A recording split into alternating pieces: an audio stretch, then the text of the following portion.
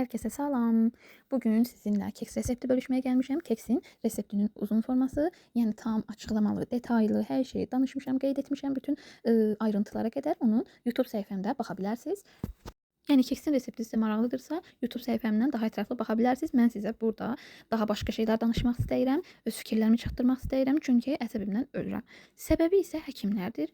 Həkimlər insanları bir xəstə gözündə yox, onları pul kimi, hətta bir müştəri kimi görürlər. Buna görə də həkimlər heç bir xəstəni tam olaraq sağaltmırlar, özlərindən asılı vəziyyətə salırlar. Bunu tam olaraq şahidiyəm də mən.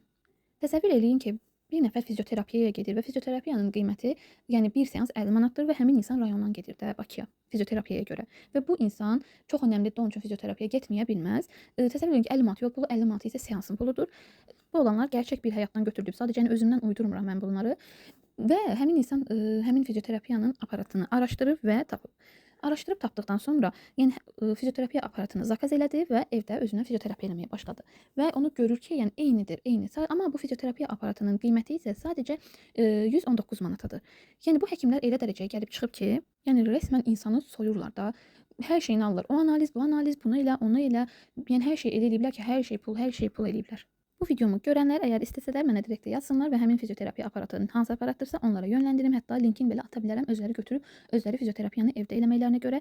Mən yəni sadəcə istəyirəm ki, yəni hər kəs burada aldatılmasın. Kiməsə yararım dəysin, kiməsə xeyir bir, yəni xeyrim dəysin də. Yəni elə insanlar var ki, çox dəhşətlidir də. Nəysə video bitir, mən gedirəm. Sağ olun.